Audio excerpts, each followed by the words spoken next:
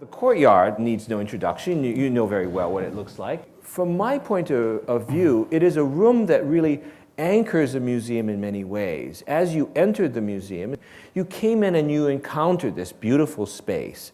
It was always sheltered from the elements. It always had a glass roof.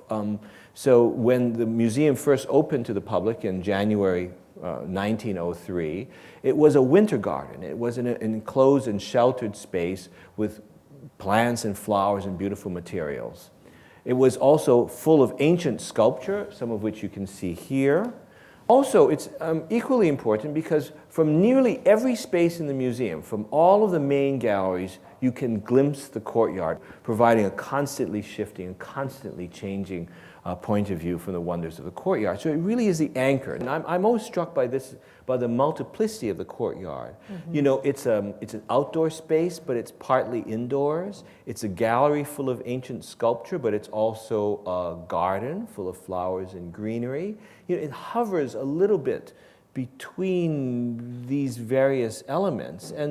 But Taro, you know, you're trained partly as a gardener too, yes, in the Japanese tradition. Yeah. So I have to ask you, what do you make of this garden? I mean, does this have any relationship to the tradition that you know from? Well, first thing is when I got the invitation from this museum, I checked the website.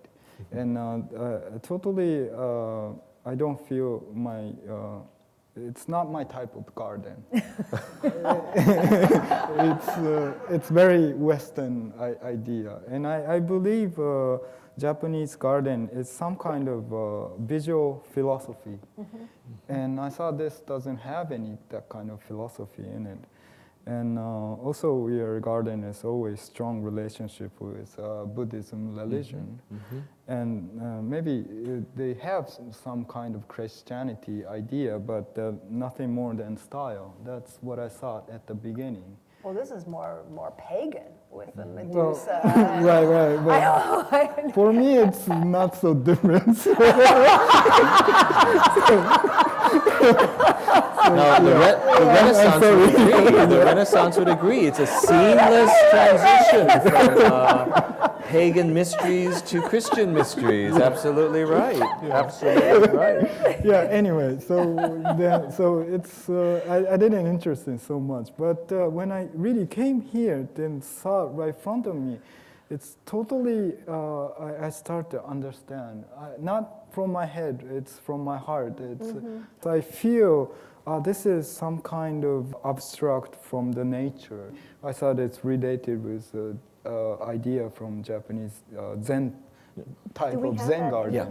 You know, you've done a lot of thinking about landscape, and yes, I want to show you a couple of slides because one of your first projects or ideas in relationship to this was actually more garden based. Right. And this is one of Taro's projects constructed here. While you were artist in residence. Yes, 2007 I was here. I made this model in the room. This is a pavilion, right? This is an enclosed pavilion. Right. And here's then the this window. is a window that runs looking at the garden. Yeah. So your eyes would be right here looking at the garden. So when you go into this room, the window is open as a screen, and it looks as a movie theater or something. Mm-hmm. And then this green part is exactly the same size as a mosaic downstairs at the courtyard. And what I want to do is, in that structure is like some kind of sprinkler.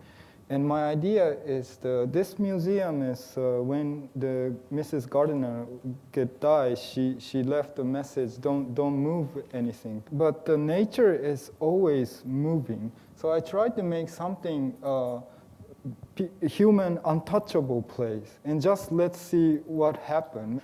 And wait for 10, 20 years, then we just watching and with untouchable place. And that's, I thought, is somehow related with opposite style, but the same kind of basically concept with this Mrs. Garden. You know, it raises the issue that some visitors are sometimes disappointed that they cannot go into the garden. Right. And there's this, I guess, a lack of understanding about viewing nature or being in it and fully participating. But, you know, But the point is you don't have to go into physically all the time.